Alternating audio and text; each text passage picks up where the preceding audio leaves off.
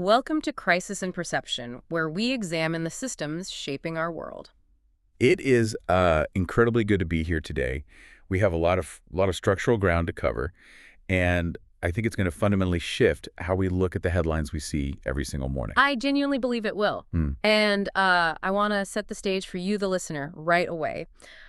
Our mission for this deep dive is grounded in Naomi Klein's How to Change Everything. Right. But I want to be extremely explicit right out of the gate here. This deep dive is not a book review. No, definitely not. And it is certainly not an activist pep talk. Exactly. I mean, if you tuned in expecting a list of the, top 10 ways to reduce your household carbon footprint. Or debate about reusable grocery bags. Right, exactly. If you want that, we are taking a completely different path today. We aren't looking at individual consumer habits at all. What we are doing is a rigorous structural analysis of the systems shaping our planet. We want to look under the hood of how the modern world actually operates. We're moving past those surface-level debates and really peering deep into the interconnected machinery of economics, colonial history, and institutional power. We want to understand the engine itself, not just the exhaust fumes. And to do that, we really have to start by defining the primary system we're examining today. It's a concept known as extractivism. Extractivism. Right. Now, it is very easy to hear a word like that and just dismiss it as another academic buzzword, but we need to look at it analytically. Extractivism isn't just a synonym for mining or drilling. Right, it's bigger than that. Much bigger. It is an economic and political operating system. It's a fundamental framework that treats nature, human labor, and entire communities as mere inputs. Like raw materials? Exactly. Raw materials to be consumed for short-term profit. I really want to latch onto that phrase you used, operating system, because, when you have an operating system on your phone or your computer, you don't really notice it's there. You see the apps. Exactly. You just notice the apps running on top of it. You see the interface. Extractivism is the software running quietly in the background of our global economy. It dictates what the hardware does. That's a great way to put it. But to understand how this software was coded, we have to trace it back to its philosophical roots. Where did this blueprint of what we might call a vending machine world actually come from? We actually have to rewind quite a bit to the 16th and 17th centuries, really, to see the code being written. Specifically, we look at the English thinker and scientist Francis Bacon. He lived from, 1561 to 1626? That's right. And then the philosopher John Locke, who followed shortly after. Because prior to this era, and certainly among many indigenous communities globally for millennia, there was a prevalent worldview of the Earth as a complex living system. Right. It was often conceptualized as a life-giving mother, a web of relationships that required respect, reciprocity, and even a degree of fear. You didn't just take a resource without consequence. There was a profound understanding of balance. Wait, so what you're saying is, for the vast majority of human history, the default assumption was that humanity was embedded within nature, Yes. subject to its rules. Precisely. But Francis Bacon championed a radical foundational shift in this thinking. He essentially argued that humans, specifically, the emerging scientific and rational man of Europe, existed entirely apart from the natural world. Just completely separated. Completely. He posited that the Earth existed exclusively to be used. He famously wrote in 1623 that if we studied nature, we could lead and drive her. The Earth, in this newly minted view, was something to be mastered, completely known, and totally controlled by human ingenuity. It was a machine. It was a machine. And then John Locke comes along and builds the economic and legal framework on top of Bacon's scientific framework. Exactly. Because Locke starts developing ideas about property and liberty. And from the source material, his theories essentially suggested that nature in its raw state had very little value. It only gained value when a human being mixed their labor with it. Meaning when they extracted it. Right, when they extracted it, enclosed it, or farmed it for profit. And that is the exact moment the intellectual justification for colonial expansion locks into place. This shift paved the way for wealthy European powers to imagine themselves as all-powerful and fundamentally superior. Not just over nature, but over people. Yes, over non-Christian peoples who lived in ways that were more integrated with local ecosystems. If indigenous peoples weren't quote-unquote improving the land by extracting maximum profit from it, Locke's philosophy suggested they had no legitimate claim to it. Wow. You can see this perfectly captured in a quote from a clergyman in 1713. He wrote with absolute religious triumph about ransacking the whole globe, penetrating the bowels of the earth, and traveling to the farthest regions to acquire wealth. It's the birth of a triumphant taking culture. The earth is conceptually transformed from a living, giving system into a bottomless vending machine. A vending machine world. Right. It's just a machine full of resources waiting to be extracted. And the only limit is how fast you can pull the levers. And structurally, the design of this extractivist system is incredibly specific. For it to function as an economic model, it absolutely requires three key components. The first being continuous expansion. Yes, continuous expansion. It is a system that must constantly find new frontiers, new resources, and new markets to consume, or it collapses. And the second requirement is perhaps the most crucial for our analysis today. It relies entirely on externalized costs. Okay, let's break down this concept of externalized costs for the listener. Because if you're listening, this is the master key to understanding almost every major environmental or social crisis we face. What does it actually mean when a corporation or a system externalizes a cost? At its core, externalizing a cost means the entity making the profit intentionally avoids paying for the damage caused by generating that profit. It's basically an accounting trick played on a planetary scale. Let's give an example to ground that. Sure. Let's say a company opens a massive coal mine. They extract the coal, sell it, and post $1 billion in profit for their shareholders. Sounds like good business so far. Right, but the mining process heavily pollutes the local river system. The company does not pay for the water filtration systems the local town now needs. They do not pay for the long-term health care of the miners who develop black lung. Oh, I see. They do not compensate the local fishing economy that collapses because the river is dead. Right. Those costs don't just disappear into thin air. They are pushed onto the public ledger. They are externalized. The local government pays for it, the healthcare system pays for it, and the citizens pay for it with their shortened lifespans. Exactly. The profit is privatized, but the risk and the damage are socialized. That is the perfect way to summarize it. And the third requirement for extractivism to work is a permissive governance environment. A system cannot externalize massive costs onto the public unless it has political structures that legally allow it to do so without penalty. It needs the government to look the other way. It requires politicians, regulators, and a legal system that agree to treat those environmental and human costs as inevitable externalities rather than illegal acts of destruction. So the system is structurally designed to diffuse responsibility. It spreads harm across massive, complex supply chains, dense international bureaucracies, and vast time horizons. Yeah. If the pollution happens thousands of miles away in a different country, or if the catastrophic climate effects happen 50 years from now to people who haven't even been born yet, the system successfully normalizes it. It simply becomes the cost of doing business. But for that normalization to hold up in the present day, the system requires physical locations where the damage is concentrated. It requires what are called sacrifice zones. Sacrifice zones, that is a chilling term. It is chilling, but it is an accurate economic descriptor. It isn't just rhetoric. About 50 years ago, scientists and policy analysts advising the United States government actually spoke openly in reports about the necessity of national sacrifice areas. They actually used those words. Yes, in official reports. The underlying premise is a cold utilitarian calculation. It is necessary to let certain regions and the people living in them suffer extreme, irreversible harm so that the broader economy can continue to enjoy cheap energy and continuous growth.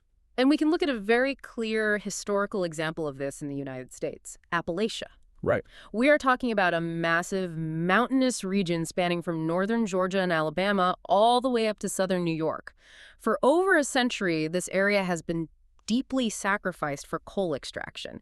And we aren't just talking about underground shafts anymore. No, we're talking about mountaintop removal mining. Exactly. Mining companies literally use explosives to blast the tops off ancient mountains to get to the coal seams inside, and then they dump the millions of tons of toxic waste rock directly into the valleys and streams below. It's devastating to the local ecology. And they do this simply because it requires less human labor and is financially cheaper than digging underground. But here is where the structural analysis of how systems shape belief really deepens. If a society is going to willingly sacrifice a whole region, poison its water, and destroy its topography, it has to cognitively separate those people from the rest of the population. It has to make them another. Exactly. Yeah. It has to assign them less inherent value. You cannot blow up the mountains of the people you deeply respect. Therefore, stereotypes are engineered to serve an exact economic purpose. To justify the extraction. Right. The diverse, hardworking people of Appalachia were saddled with the insult hillbillies. They were culturally portrayed in media and popular culture as ignorant, backward, or lawless. It's psychological armor for the economic system, because once you successfully define an entire demographic as hillbillies, it drastically diminishes their social value in the eyes of the broader public.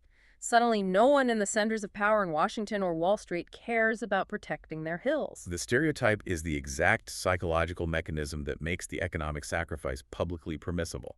That is so dark. And this structural dynamic of devaluing communities to facilitate extraction, it's not limited to rural mountains, is it?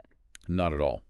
We see the exact same machinery operating in heavily populated urban environments through what is known as environmental racism. Let's unpack that. If we look at the data across North America, toxic infrastructure, things like massive power plants, oil refineries, chemical processing facilities, and waste dumps are overwhelmingly disproportionately placed adjacent to Black and Latinx communities. And if we're looking at this structurally, we know that's not a coincidence. It's not just random zoning. It is a highly calculated institutional algorithm. Companies and urban planners place these facilities where they mathematically determine a local residents possess the least political and economic friction to stop them. Follow the money and the power. Right? Wealthier, whiter areas have the capital to make substantial political donations, hire aggressive zoning lawyers, fund lobbyists, and effectively block polluting projects from their backyards. Historically marginalized communities, often dealing with the legacy of redlining and systemic disinvestment, frequently cannot mount that same level of costly legal defense. So the system optimizes for the path of least resistance. It forces communities of color and low-income neighborhoods to carry the toxic, poisonous burden of the entire global economy's reliance on fossil fuels. They are the human buffer absorbing the externalized costs of the vending machine world. That inequality in power is the core friction point of the system. The people carrying the heaviest burden are systematically stripped of the tools equipped to fight it. And that imbalance of power creates a highly fragile global system. You'd think that once the cracks started showing, once the scientific data became undeniable, the people running the machine would hit the brakes. You would hope so. Let's look at the year 1988. Based on the historical record, 1988 was a massive, unprecedented turning point. It really was a pivotal year. You have James Hansen, a prominent NASA climate scientist, giving his famous sweaty testimony to the U.S. Congress during a sweltering heat wave. He presents clear, irrefutable evidence that the greenhouse effect is real and climate change is already happening. Yes. And alongside that, you have the historic World Conference on the Changing Atmosphere in Toronto, Right. where scientists and politicians from around the world are sitting down and talking about enacting actual binding targets for lowering global carbon emissions. Yeah. It was a moment of profound possibility. It genuinely appeared the world was fully prepared to act. The UNITCC held its first session right around then. Exactly. There was a genuine bipartisan global consensus building that this was an existential threat that required immediate coordinated management. But then, as we know all too well today, that window of opportunity slammed shut. The chance for real preventative change completely slipped away. The binding agreements were abandoned, or they were replaced with voluntary rules that had absolutely no enforcement mechanisms or penalties for failure. So why did we fail? When humanity was handed the diagnosis and the cure, why did we throw the cure in the trash? There's a very prevalent narrative about that. Yeah, there is a very popular narrative out there, popularized by writers like Nathaniel Rich, who published a massive, influential article in the New York Times in 2018. His theory suggests that human nature is to blame.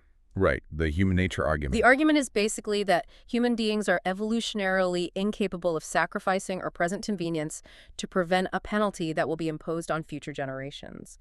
We are just wired as short-term thinkers, unable to process long-term abstract threats. It is a very seductive and compelling narrative. Why?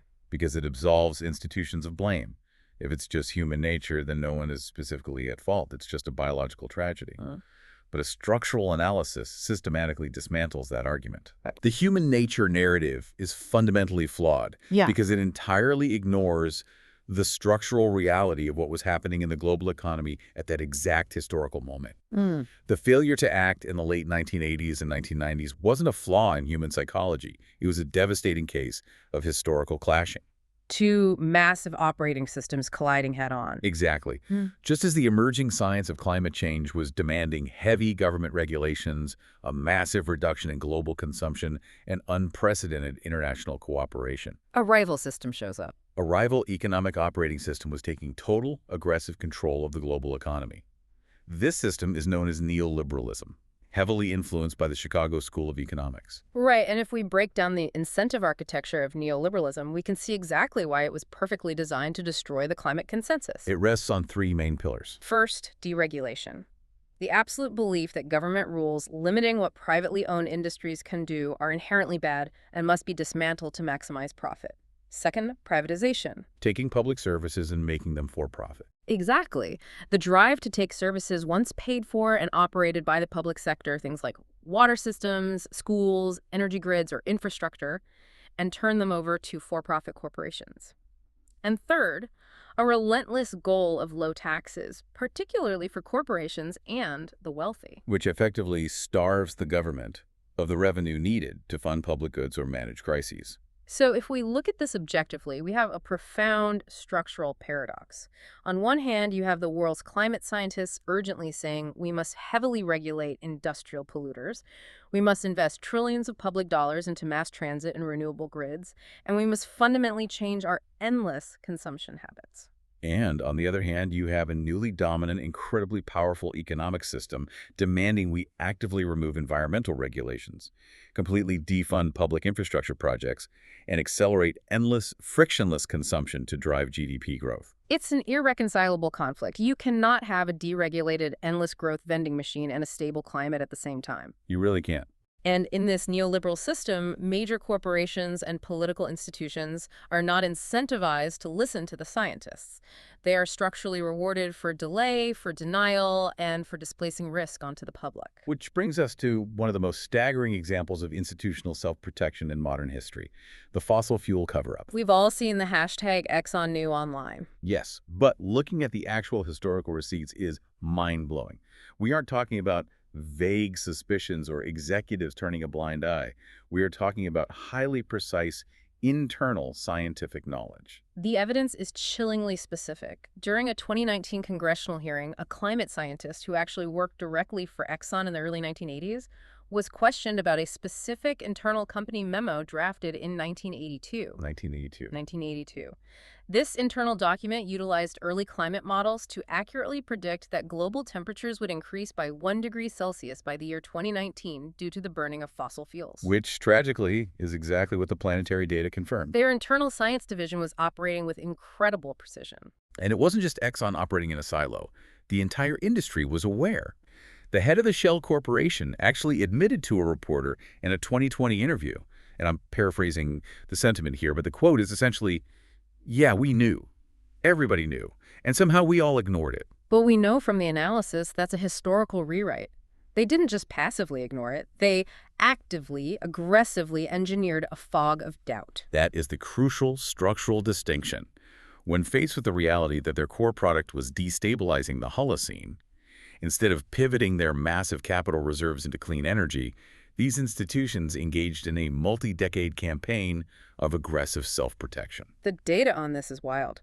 Research shows that from 1989 to 2019, the top 5 oil companies in the world spent an estimated $3.6 billion on advertising. But this wasn't advertising just to sell you gasoline at the pump. No, it was a massive, sophisticated greenwashing and disinformation campaign. Greenwashing. The art of making a destructive machine look like a potted plant. You see things like oil companies painting an oil storage tank with a giant Earth Day mural, which actually happened in Los Angeles in 1990. Right. Or you see Exxon running glossy television ads boasting about how they're investing in buying solar and wind power in Texas.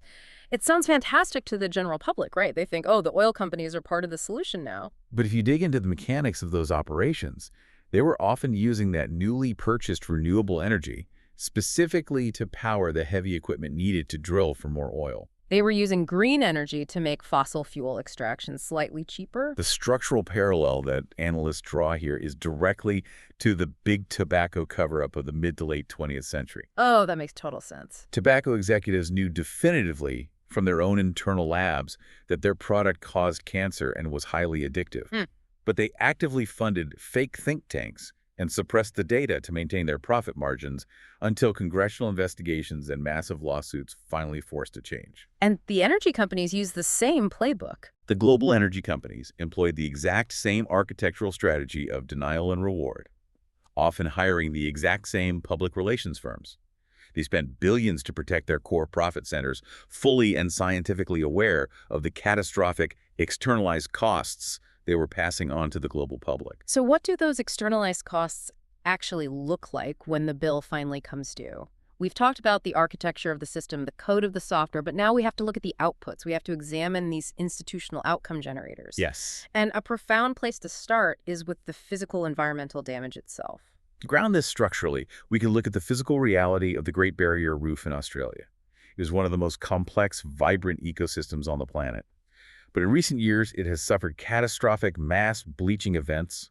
Large, sprawling sections of this incredible reef have been transformed into bone-white graveyards. And the terrifying part is the math behind it. It didn't take a massive Hollywood-style apocalyptic shift to cause this.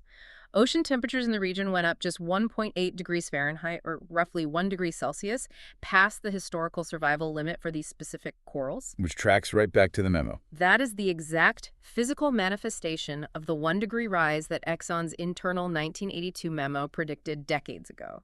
The math was correct, and the reef died exactly on schedule. But the deep dive here isn't just about coral reefs or ocean temperatures. It's about how this physical environmental destabilization cascades directly into human infrastructure and society. This brings us to a critical foundational case study for understanding systems, Hurricane Katrina in 2005. When the average person thinks of Katrina, they typically categorize it as a devastating natural disaster that tragically struck New Orleans and the Gulf Coast. But a structural analysis reframes this event entirely. Katrina was an unnatural disaster. An unnatural disaster. That is such a vital distinction to make, because the spinning vortex of wind and water in the Gulf of Mexico, the hurricane itself is a natural phenomenon. But the catastrophic destruction of a major American city and the abandonment of its citizens is deeply institutional. Exactly. Disasters act as an ultimate stress test on a society. During normal day-to-day operations, the flaws in an operating system can be papered over. But a crisis strips away the surface-level functioning of a city and reveals the raw, underlying incentive priorities of its institutions. It makes the invisible visible. A severe weather event shows you exactly whose safety has been financially priced into the system and whose safety is treated as completely optional. So let's look at the stress test of New Orleans. Why did the levees fail? The levees weren't just overpowered by an unforeseeable act of God. They failed because they were inadequately built and poorly maintained. Right. And we can connect that directly back to the shrink the government economic model of neoliberalism we discussed earlier. If your reigning institutional priority for decades is lowering taxes and deregulating industry, you intentionally and systematically deprive the government of the capital funds needed to maintain critical, life-saving public infrastructure. The neglect of the levee system wasn't an accidental oversight. It was a highly predictable outcome of deliberately defunding the public good. And then we must examine the human systems of disaster response. Consider the Federal Emergency Management Agency, or FEMA. When the crisis hit and the city flooded, FEMA spectacularly failed the residents who were stranded. It took 5 agonizing days just to get basic food and water to the 23,000 desperate people sheltering in the Superdome. And the analysis tells us why it failed. It wasn't just a matter of logistical bad luck or traffic jams. It was deeply structural. FEMA at the time was being run by individuals appointed largely for political loyalty rather than having deep, seasoned expertise in complex disaster management. They were political appointees. Yes. Furthermore, operating under the pervasive neoliberal principle that every aspect of government should be run exactly like a private business, FEMA had not adequately stockpiled enough emergency supplies. We have to look at the mechanics of that decision. In a pure, for-profit business model, keeping massive warehouses full of supplies that aren't being used immediately is viewed as highly inefficient. It's seen as a waste of dormant capital that could be generating returns. But in a public safety model, that stockpile is a vital, life-saving buffer. By applying a relentless, profit-driven logic to an emergency management agency, the system systematically stripped away its own resilience, leaving it catastrophically vulnerable when the stress test arrived. And who ultimately pays the price for that engineered vulnerability? The data is completely explicit here. Environmental damage and infrastructure neglect heavily concentrate harm. They amplify existing societal inequalities and drastically deepen racial injustice. The people who were overwhelmingly left behind. Stranded on roofs and in the Superdome to fend for themselves in New Orleans. They were the city's poorest residents, who were predominantly African American. Their initial exposure to the hazard by living in lower-lying areas, their lack of financial resources to evacuate before the storm, and the abject failure of the government to rescue them afterward. All of these factors were amplified by decades of existing systemic disadvantages. There is a very stark structural parallel between the institutional failures we witnessed during Hurricane Katrina and the global response to the COVID-19 pandemic beginning in 2020. If you're listening, connecting a hurricane in 2005 to a viral pandemic in 2020 might seem like a stretch, but structurally, the blueprint of failure is almost identical. The underlying logic is exactly the same. During the initial waves of the pandemic, we saw a healthcare system in many Western nations that had been rigorously structured around profit maximization and lean efficiency. Hospitals were run with the absolute minimum number of empty beds and the smallest possible nursing staff required to keep day-to-day costs down and corporate profits high. Operating on just-in-time supply chain logic, they had not stockpiled necessary personal protective equipment, or PPE. Because again, in a strictly financial model, an empty hospital bed or a warehouse full of N95 masks is a business failure. It's inventory just sitting there not making money. Yes. But when the stress test of a highly contagious, novel virus arrived, that deliberate lack of a buffer meant immediate catastrophe. Doctors and nurses were wearing garbage bags. The system had treated broad public health safety as an optional externality, prioritizing short-term financial efficiency instead. Furthermore, the pandemic highlighted the exact same patterns of environmental injustice we saw with sacrifice zones. Epidemiological data noted that rates of serious illness and death from the virus were noticeably higher among people living in areas with severe chronic air pollution. Their lungs were already damaged. Their respiratory systems were already compromised by years of breathing industrial exhaust. And referring back to our discussion on how these zones are chosen, the people living in those highly polluted neighborhoods were predominantly low-income communities and people of color. The environmental injustice directly and measurably translated into medical injustice. So we can clearly see how the operating system generates these outcomes during a crisis. But what happens after the disaster? This leads us into the critical concepts of feedback loops and disaster capitalism. Two very important concepts. Now, if you follow climate science, you are likely familiar with natural physical feedback loops. For example, as the Arctic atmosphere warms, the highly reflective white sea ice melts. This melting exposes the dark ocean water underneath. And dark water absorbs more heat. Exactly. Dark water absorbs much more of the sun's heat than white ice, which warms the water further, causing even more ice to melt, exposing more dark water. The physical process feeds on itself and accelerates the warming. That is a physical feedback loop. But a deep structural analysis requires us to map that exact same concept onto institutional feedback loops. How does the political and economic machine reinforce its own momentum? Give us an example of an institutional loop. Consider this cycle. Yeah. A fossil fuel company extracts resources and generates immense profit. It then uses a fraction of that immense profit to aggressively lobby politicians, fund industry-friendly think tanks, and shape media narratives. Okay. This systemic lobbying leads to what is called regulatory capture, a situation where the industries being regulated essentially control the government agencies meant to oversee them. This results in weaker environmental laws and tax subsidies, which allows for even more aggressive, lower-cost extraction, leading to even higher profits, which funds more lobbying. The cycle accelerates. The machine speeds up, insulating itself from democracy. And a deeply cynical part of this institutional loop is what analysts term disaster capitalism. This is the phenomenon of what happens in the immediate, chaotic aftermath of a crisis. Yes, disaster capitalism is a framework where wealthy corporate interests and opportunistic policymakers utilize the collective shock, panic, and disruption of a major tragedy to rapidly widen existing inequalities. They use the shock as cover. They force through highly unpopular economic policies that would be fiercely debated and opposed during normal, stable times. They essentially convert the crisis into a highly profitable business model. The examples of this from Hurricane Katrina are just staggering to look back on.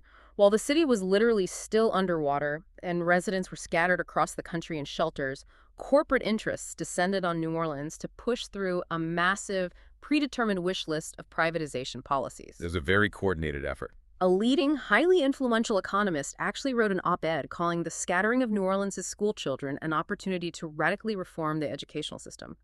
And his version of reform was to keep the public schools permanently closed, fire the unionized teachers, and replace the entire system with privatized, for-profit charter schools. And the public housing sector saw a similar engineered exploitation.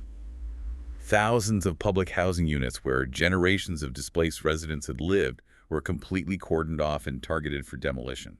And the most maddening detail is many of those specific public housing buildings were structurally sound. They stood on slightly higher ground and hadn't even been significantly damaged by the floodwaters. Exactly. They were demolished by political decree and wrecking crews, not by the hurricane itself. This purposefully prevented thousands of poor and Black residents from ever returning to their deeply rooted neighborhoods. And what happened to the land? The newly cleared land was then handed over to private developers, heavily subsidized by taxpayer money, who built expensive condos and mixed-income townhouses, vastly enriching the real estate industry while permanently displacing and erasing the original community. It's the ultimate capitalization on a crisis. Even the basic emergency recovery contracts were heavily exploited for profit. Investigations later revealed massive grift. For instance, a company received $5.2 million of government money to build a base camp for emergency responders. And what did they build? The camp was never adequately completed. It turned out the company was essentially a front for a religious group, and the director admitted his only relevant logistical experience was organizing a small church youth camp. Unbelievable. Furthermore, when actual physical reconstruction work was done, instead of hiring local New Orleans residents at decent wages, which would have helped the community financially recover, major federal contractors brought in highly vulnerable, underpaid immigrant labor to maximize their own profit margins. Double exploitation. And in a final brutal layer of systemic exploitation, many of those immigrant workers later faced wage theft and threats of deportation when they asked to be paid. It is a flawless, deeply cynical example of extracting wealth from vulnerability. But here is perhaps the most destructive, systemic piece of the feedback loop. A few months after the storm, the U.S. Congress decided they needed to offset the billions of dollars handed out in corporate recovery contracts and tax breaks. So they cut $40 billion from the federal budget. $40 billion. And what programs did they cut to balance the ledger? Student loans, food stamps, and healthcare benefits for the poor. This specific legislative action structurally locks in future vulnerability. By actively cutting vital social safety nets to pay for corporate disaster payouts, the government virtually ensures that the poorest citizens are even more economically fragile and physically vulnerable when the next climate crisis hits. It is a highly engineered upward transfer of wealth entirely masked as emergency response. And when we look at how crises weaponize fear, we have to neutrally examine an even darker ideological feedback loop emerging from ecological breakdown, the rise of ecofascism. This is a deeply disturbing intersection of the very real climate crisis and extreme right-wing exclusionary ideology. It requires careful analysis. We can look at the tragic 2019 mass shooting in Christchurch, New Zealand, where a white supremacist murdered over 50 people at 2 mosques. The structural analysis points out that the killer explicitly described himself in his manifesto as an eco-fascist. He used environmentalism as a weapon. He actively used the reality of environmental degradation as a racist justification for extreme violence, falsely claiming that non-white immigrants were causing overpopulation and destroying the natural environment. It's important to note that source materials and climate data forcefully counter this ideological narrative. The factual historical reality is that it is the most heavily industrialized, richest parts of the world and the wealthiest populations within them who have overwhelmingly driven global carbon emissions and resource depletion, not poor immigrants seeking refuge or better lives. However, the broader, more systemic point analysts make is that while lone wolf ecofascism is extreme, a softer, institutionalized version of this ideology could become increasingly common as climate impacts worsen. We are already seeing wealthy nations heavily fortressing themselves. Pulling up the drawbridge. Yes, countries that have historically driven the vast majority of global emissions are increasingly utilizing the pressure of the climate crisis as a justification to harden their borders, drastically cut international aid, and increase the militarization of migrant detention centers. They're attempting to hoard remaining resources and look after their own while aggressively locking the primary victims of the crisis out. So if we take a breath and look at everything we've mapped out, we have this massive, deeply interconnected system of extractivism, neoliberal economics, institutional cover-ups, externalized costs, and disaster capitalism. If you're listening, you might be asking yourself the exact same question I did. Which is? If the harms of this operating system are so incredibly widely documented, if the outcomes are this consistently catastrophic, why is this system so incredibly durable? Why doesn't it just break down and stop? That brings us to the friction in the machine. The persistence of extractivism is due to its immense, legally and economically fortified structural durability. It is not easily dismantled simply because people realize it's harmful, because so much foundational capital is invested in it. There are trillions of dollars in sunk costs in global fossil fuel infrastructure pipelines, refineries, shipping fleets. Millions. Furthermore, our entire global political system is deeply dependent on continuous, quarter-by-quarter economic GDP growth metrics to prove political success. Corporate power is highly concentrated, and legal accountability is intentionally fragmented across complex global borders and shell companies. The system is literally legally armored against change. We can look at international trade agreements. Many of these treaties are written with clauses that actually make it illegal for sovereign countries to refuse massive polluting projects like new oil pipelines, because doing so interferes with a transnational corporation's projected right to make a future profit. If a country tries to protect its own water, the corporation can sue them in a corporate tribunal for lost potential earnings. So the critical question becomes, how do you actually disrupt a machine that is legally, politically, and economically fortified on a planetary scale? There is a fascinating concept introduced through the work of Brad Werner, a researcher specializing in complex systems theory. In 2012, he attended the American Geophysical Union Conference in San Francisco. He presented an advanced computer model to an audience of roughly 24,000 Earth scientists. I love this story because it sounds like a sci-fi movie. It really does. He gets up in front of tens of thousands of scientists, and his presentation is titled with a very academic-sounding question, which essentially translated to, is Earth completely messed up? A very direct question for a scientific conference. His complex systems model essentially programmed the global economic machine driven by fossil fuels, free market consumerism, and relentless growth, and showed that it was consuming the Earth's resources so rapidly and generating so much waste that the entire planetary system was careening toward catastrophic, irreversible instability. The math pointed straight to collapse. But Werner's mathematical model contained one highly significant variable that offered a different trajectory. In analyzing the runaway dynamics of the system, he identified one specific factor capable of slowing down this out-of-control economic machine. In his model, he termed it resistance. Resistance. He quantified the actions of environmental movements, indigenous rights groups, and people acting outside the mainstream economic culture as a mathematical variable. Yes. From a complex systems perspective, social movements are not just moral crusades or cultural expressions. They function as actual structural counterforces.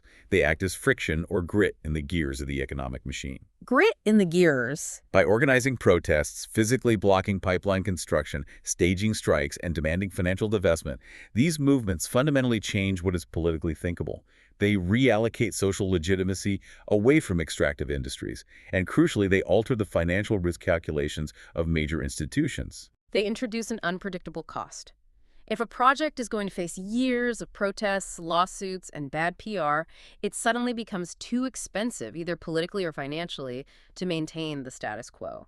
The friction actually forces the machine to slow down. And we have incredible modern examples of this friction in action. Like the school strike for climate. Exactly. The global school strike for climate, inspired by Greta Thunberg in Sweden. In March 2019, 1.5 million kids across 125 countries walked out of their classrooms. They were acting as massive coordinated friction. What is analytically fascinating about that youth movement is how it highlighted the deep hypocritical conflict between the system's own institutions. The students pointed out the cognitive dissonance between what they were learning in their science classes about the severe destruction of the planet and the complete lack of action from the political leaders running the schools. From kids in Vanuatu in the Pacific holding signs saying, "Raise your voice, not the sea level," to students in Delhi protesting in heavy smog masks. They were injecting massive grit into the political gears, refusing to let the machine operate quietly in the background. Another powerful, highly targeted example of this friction is the Stop the Money pipeline movement. This is a brilliant shift in structural tactics. Instead of just protesting government buildings or appealing to politicians, activists are targeting the root engine of the machine: the banks, insurance companies, and private asset managers that provide the billions in upfront capital to fund fossil fuel projects. They demand financial divestment. We saw this tactic utilized highly visibly during the protests at Standing Rock against the Dakota Access Pipeline. The underlying logic is that if a major consumer bank fears losing millions of retail customers or massive institutional investors due to sustained public pressure and reputational damage, the financial risk of funding a new pipeline suddenly outweighs the projected interest profit. The friction alters the institutional calculation. The project loses its funding and dies. But friction isn't just about stopping things. We also see resistance manifesting not just as opposition, but as active reconstruction. It's about building a new operating system. A perfect example is the Junta Gente movement in Puerto Rico in the devastating aftermath of Hurricane Maria. Junta Gente, which translates roughly to the people together, represents a profound counter-narrative to disaster capitalism. Instead of passively allowing outside corporate contractors to swoop in and utilize the shock of the crisis to rebuild the island's destroyed grid for private, monopolized profit, dozens of local Puerto Rican organizations banded together. They demanded a different path. They demanded and began actively building a rebuilt economy based on community ownership, decentralized solar energy grids, and sustainable local agriculture. They essentially said, "We know how the disaster capitalism playbook works, and we are rejecting it." They recognize that while a disaster destroys infrastructure, it also shatters the status quo. It can be turned into an opportunity to enact a system that actively serves the public good and builds true resilience, rather than just enriching corporations and reinforcing the exact vulnerabilities that made the old system fail. They used the crisis as a laboratory for the common good. But to truly understand how to scale that kind of community resistance into a global future, we have to pull the lens back one final time. We have to look at the biggest picture possible. We have to understand nested systems and the concept of the climate debt. This is perhaps the most crucial analytical leap we have to make today. There is a profound, pervasive illusion of isolation when we casually talk about climate change in the media. What do you mean by illusion of isolation? If we isolate the climate strictly as a scientific issue of parts per million of carbon dioxide in the atmosphere, and we surgically separate it from the economics of global trade, from the history of racial injustice, and from colonial power dynamics, we produce a systematic, fatal misunderstanding of the actual problem. It is akin to trying to fix a complex engine by only staring at the exhaust pipe. You have to look at who designed the engine, who currently owns the factory, and who is paying for the fuel. Exactly. And this leads us directly to the concept of the climate debt. To understand this, we have to look at the atmosphere's carbon budget. The Earth's atmosphere can only absorb a finite amount of greenhouse gases before the climate system fundamentally destabilizes. The unarguable historical reality is that the wealthy, industrialized nations of the global north consumed the vast, overwhelming majority of this planetary carbon budget to build their modern high-tech economies over the last 2 centuries. And we must be unflinching in pointing out that this rapid industrialization was not an isolated miracle of European innovation. It was deeply, inextricably intertwined with the violent exploitation of stolen land and enslaved people, particularly the extraction of wealth from Africa, the Americas, and indigenous populations globally. This staggering wealth and infrastructural resilience of the developed world today was built on a massive, combined ecological and human overdraft. So the math is incredibly grim. The developing nations who historically contributed the absolute least to global emissions are right now facing the absolute worst, most immediate impacts of climate change. And simultaneously, international bodies are telling them they cannot industrialize and lift their populations out of poverty using the same cheap, dirty fossil fuels the wealthy nations used to get rich. It creates a massive, seemingly insurmountable structural inequality. The concept of the climate debt argues a very clear mechanism of justice. Wealthy nations owe a tangible financial debt to poorer nations. They must actively finance the global transition to clean energy, essentially paying rent for the atmospheric carbon space they monopolized for 200 years. And we can examine an incredible real-world policy proposal that attempted to operationalize this exact concept: Ecuador's Yasuni National Park Initiative. Yasuni is located in the Amazon rainforest. It is widely considered one of the most biologically diverse places on the entire planet, and it is the ancestral home to indigenous tribes living in voluntary isolation. But, tragically for the ecosystem, deep beneath the park lies a massive reserve of hundreds of millions of barrels of crude oil. Under the normal rules of the extractivist operating system, the outcome is obvious. You bulldoze the rainforest, displace the indigenous people, drill the oil, sell it, and externalize the extinction in the carbon emissions. But in 2007, in a deeply groundbreaking move, the government of Ecuador proposed a radically different path. They officially proposed to leave that massive oil reserve permanently in the ground. This would prevent the release of hundreds of millions of tons of carbon dioxide and protect the irreplaceable ecosystem. But they stipulated a very specific structural condition. The condition was the mechanism of the climate debt. Ecuador stated that because they were a developing nation that desperately needed revenue for infrastructure and social programs, they could not simply absorb the massive financial loss of not drilling the oil. Therefore, they asked the wealthy, industrialized nations of the world to pay Ecuador approximately half of the projected revenue they would lose. And what would that money fund? The funds would be placed in an international trust to fund healthcare, education, and crucially, the country's transition directly to clean, renewable energy. It was a brilliant, direct application of systems thinking. Ecuador was essentially saying to the world, we are willing to leave our piece of the global carbon budget untouched for the good of humanity, but you, the nations who already burned your share, have to compensate us so we can leapfrog the fossil fuel era entirely. While the Yasuni Initiative ultimately failed to secure enough binding financial commitments from the international community, and drilling sadly began years later, the proposal itself remains a brilliant, visionary blueprint. It exemplifies true, interconnected thinking. It successfully links global energy supply chains, international finance, the dark legacy of colonialism, indigenous rights, and ecological preservation into one coherent, actionable policy. It acknowledges the fundamental truth that the heavy burden of saving the planetary system cannot be placed entirely on the nations that did the least to damage it. Okay, we have covered an immense amount of ground today. We've unpacked the vending machine worldview of Bacon and Locke, the clashing architecture of neoliberalism and climate science, the predatory nature of disaster capitalism, the friction of resistance movements, and the profound justice of the climate debt. So if you are listening to this right now, processing all these interconnected mechanisms, I have to ask the defining question of our show. What is the crisis in perception here? That is the pivotal question that brings all of this together. The crisis in perception operates simultaneously on multiple interconnected levels. First, we have to clarify what is actively being misperceived. We are deeply culturally conditioned to view climate change as a purely environmental issue, a tragic but isolated problem of atmospheric chemistry or melting ice caps. Alternatively, when we witness the repeated failure of our institutions to address the crisis, we misperceive it as the inevitable, depressing result of inherently flawed, short-sighted human nature. We internalize the blame. We think it's our fault for buying things wrapped in plastic, or we think humanity is just doomed by its own biology. But what is the actual structural layer that is being obscured by that narrative? What is systematically obscured from public view is the underlying economic and political operating system itself. Extractivism functioning in tandem with neoliberal disaster capitalism. This combined machinery fundamentally requires massive externalized costs, deep societal inequality, and marginalized sacrifice zones to function and generate quarterly profit.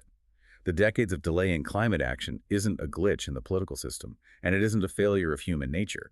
It is the system ruthlessly protecting its core business model at the expense of planetary stability. And this explains perfectly why our surface interpretations fail so completely. If we believe the surface narrative, we honestly believe that slightly altering our individual consumer choices, like diligently sorting our recycling, using paper straws, or taking slightly shorter showers, will somehow solve a cascading global crisis.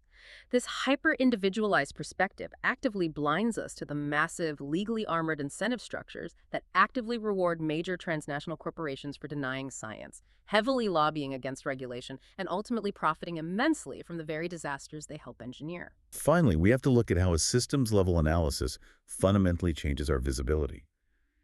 When we shift our perception to see the system not as isolated incidents, but as an interconnected whole, the tragedies suddenly form a terrifyingly clear pattern. The ghostly white bleaching of the Great Barrier Reef, the desperate stranded residents in the flooded Ninth Ward during Hurricane Katrina, and the critical, deadly shortage of PPE for frontline nurses during the COVID-19 pandemic are no longer seen as random, unconnected misfortunes. They are deeply structurally interconnected. They are entirely interconnected. They're highly predictable, mathematically quantifiable symptoms of an operating system that is functioning exactly as it was designed to, prioritizing short-term financial efficiency and concentrated corporate profit over long-term public survival and ecological balance. Which brings us to a final, profound structural clarity. The ultimate takeaway from peeling back the layers of this system isn't despair or apathy. It is actually about understanding the mechanics of change. If disasters act as a stress test that reveals the hidden, cruel priorities of a system, they also provide the massive structural disruption necessary to change it. Disasters do not have to inevitably become laboratories for disaster capitalism. As we saw with the organizers in Puerto Rico, if we deeply understand the machinery at work, these moments of rupture can be seized as laboratories for the common good. They can be the massive friction that forces the runaway machine to finally change direction. But before we wrap up today, it leaves you wondering about your own local infrastructure. If a severe disaster hit your city tomorrow, which neighborhoods are currently priced in as sacrifice zones by your local government? Who gets rescued first, and who gets left behind? It's a dark thought, but once you start looking for the extractivist operating system operating in your own backyard, you can't unsee it. When you can clearly see the architecture of the machine, you finally gain the tools to dismantle it. Crisis and Perception examines how systems shape belief and how better tools help us see clearly. This project is free and publicly accessible. If you'd like to support the time, tools, and research behind Crisis and Perception, you can become a supporter on Patreon. For a shorter visual overview of this topic, see the mini explainer linked in the description. If you enjoy this kind of systems-level analysis, please like, subscribe, and comment with books or topics you'd like us to explore next.